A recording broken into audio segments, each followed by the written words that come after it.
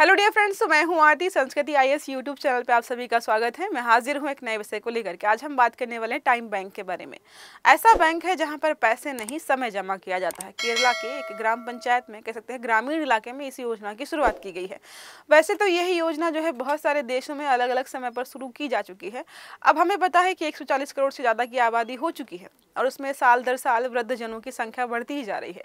तो जैसे हालात जापान में हुए हैं वैसे कभी भी भारत में ना हो। जापान में हर साल लगभग 3000 से 4000 लोग मारे जाते हैं, ये कह सकते हैं मर जाते हैं, अकेले अपने अपार्टमेंट में पड़े हुए वृद्ध लोग जिनकी देखभाल के लिए कोई नहीं होता है। पता कब चलता है? जब स्मेल वगैरह आना शुरू होती है, पड़ोसी बताते हैं जाकर के कि पड़ोस से बहुत खतरनाक बदबू आ रही, शायद कोई मर गया है। तब पता चलता है कि ये व्यक्ति तो महीने भर पहले मर गया।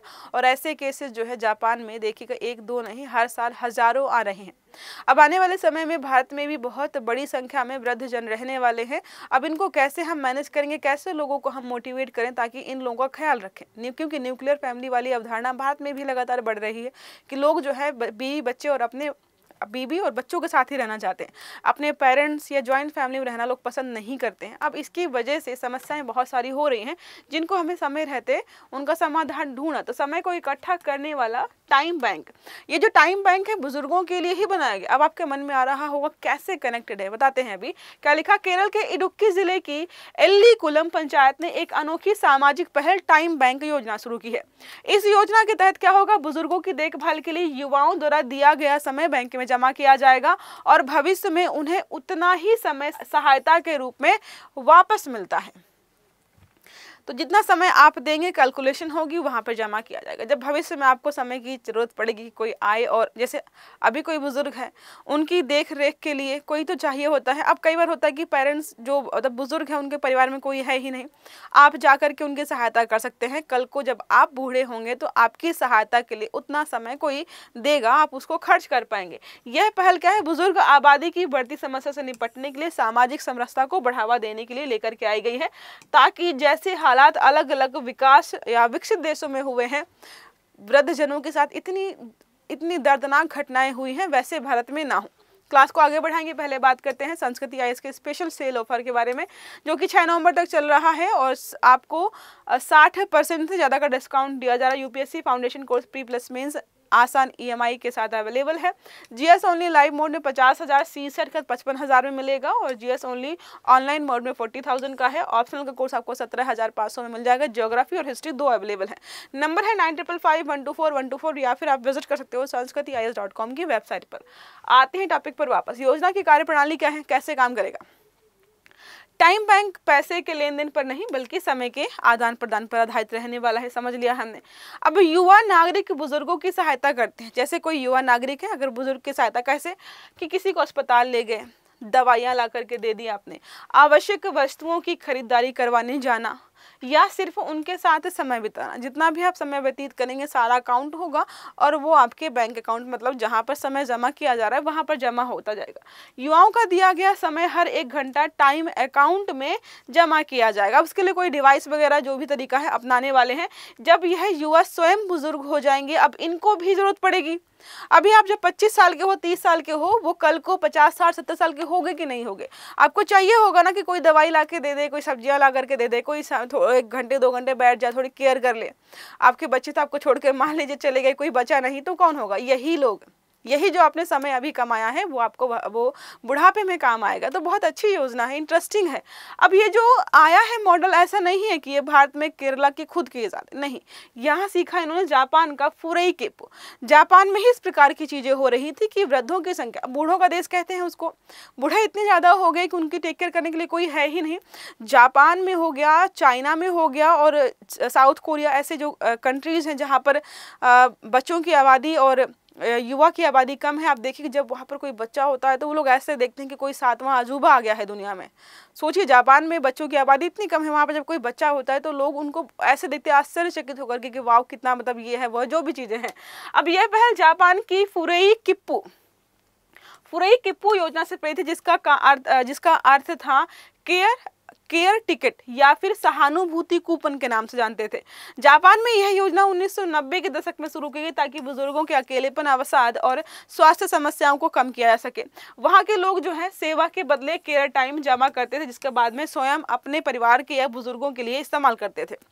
कुछ लोग जो है दूसरे के लिए इस्तेमाल भी करते हैं। मान लीजिए कि अगर आपने अभी बहुत सारा समय दे दिया और आपके जो माता पिता हैं अब आपके पास समय नहीं है उनकी केयर करने के लिए, तो आप उस समय का इस्तेमाल अपने माता पिता के लिए कुछ कर सकते हो, बाकी अपने लिए बचा सकते हो। अब सामाजिक महत्व क्या है, तो भारत में भी हम देख रहे हैं लगातार बूढ़ों की आबादी बढ़ रही है। 2021 में 10.5% आबादी वृद्धि थी और अब अगर आप देखेंगे 2050 तक ये आबादी 20% हो जाएगी। अब 140 करोड़ अभी हैं, 2050 तक तो मान लीजिए कि 150 से 200 करोड़ हो जाएंगे। उसका 20% कितना होगा, कितने सारे लोग बूढ़े हो जाएंगे। तो ये बहुत बड़ी समस्या हो जाएगी। जो न्यूक्लियर परिवार हैं वो जो है समस्या को बढ़ाते जा रहे हैं। अब टाइम बैंक जैसी योजनाएं क्या करेंगे, अकेलेपन को कम करती हैं, सामुदायिक सहयोग की भावना को बढ़ाएंगी, युवाओं को जो है सामाजिक उत्तरदायित्व की भावना विकसित करती हैं। अगर बच्चे जो भी हैं मतलब समय कमाने के लिए भी अगर बूढ़े के साथ रहेंगे तो पहली बात तो कुछ सीखेंगे, दूसरा सहानुभूति भी आएगी उनमें, देखेंगे कि आजकल के जो बुजुर्ग लोग हैं वो किस प्रकार की समस्याओं का सामना कर रहे हैं। तो हो सकता है कि जब उसके घर पे कोई बुजुर्ग हो तो उसका ख्याल बहुत अच्छे से रख पाए। पंचायत स्तर पर नवाचार किया गया है, हमने देख लिया है, स्थानीय स्वशासन के एक सफल मॉडल के रूप में उभर रहा है। केरल की पंचायतों को लंबे समय में जन सहभागिता आधारित शासन के लिए जाना जाता रहा है और वो इसी प्रकार के प्रयोग करते रहे हैं। जो टाइम बैंक योजना लेकर के आए अपने आप में बहुत यूनिक है ये, इसीलिए तो बोलते हैं केरला को एजुकेटेड है, वो पढ़े लिखे हैं, वो सच में जो मुद्दे होते हैं जिनमें फोकस करना चाहिए समाज के लिए, जो लोगों के लिए ज़रूरी है, उन पर काम करते हैं। अब ऐसी कोई योजना उत्तर भारतीय राज्यों से अभी अपेक्षा करना इम्पॉसिबल सा है, वो लोग अभी दूसरे मुद्दों पर चल रहे हैं। अब राष्ट्रीय परिप्रेक्ष्य में महत्व तो सामाजिक दृष्टि से देखें तो वृद्धजन को सामाजिक समर्थन, युवाओं में सेवा की भावना। आपको लग रहा होगा सरकार इस प्रकार की योजना क्यों चला रही है, तो सरकार का दायित्व बनता है, चाहे बच्चा हो चाहे बूढ़ा हो, सबका ख्याल रखना, स्वास्थ्य का ख्याल रखना, खाने पीने का ख्याल रखना, रहने का ख्याल रखना। अब इनका ख्याल नहीं रखा जाएगा, अगर संख्या बढ़ती जाएगी और हालत खराब हो गई, कल को बीमारी बढ़ गई, कोई संक्रमण फैल गया तो सरकार का नाम खराब होगा। इसलिए सरकार की जिम्मेदारी बनती है कि कोई ऐसी योजना लेकर के आए कि हर व्यक्ति कंफर्टेबल रहे।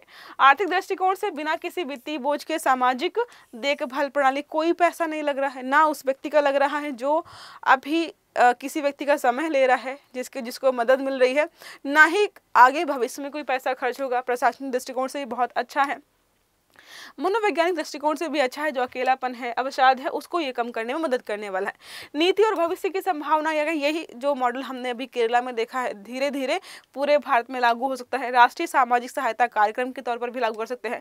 डिजिटल माध्यम से टाइम क्रेडिट कार्ड वगैरह बनाए जाएंगे, क्योंकि इसको मॉनिटर करना पड़ेगा ना कि कौन कितना समय दे रहा है। कल को लड़ाई होना शुरू हो जाए बैंकों के पीछे कि हमने दिन में 2 घंटे दिए थे, तुमने 1 घंटा दर्ज किया है, तो ये समस्या ना हो, इसके लिए डिजिटल माध्यम लाना पड़ेगा। संभावित लाभ क्या होंगे, तो बुजुर्ग जनों को सम्मानजनक जीवन और सहयोग प्राप्त होगा, युवाओं में संवेदना आएगी, बूढ़े लोगों के लिए स्थानीय शासन में नागरिकों की भागीदारी को प्रोत्साहन मिलेगा, स्वास्थ्य और सामाजिक सुरक्षा तंत्र पर भी थोड़ा सा बोझ घटेगा कि भाई सरकार को पेंशन नहीं देनी पड़ रही है, बुजुर्गों के स्वास्थ्य पर बहुत खर्च नहीं करना पड़ रहा है।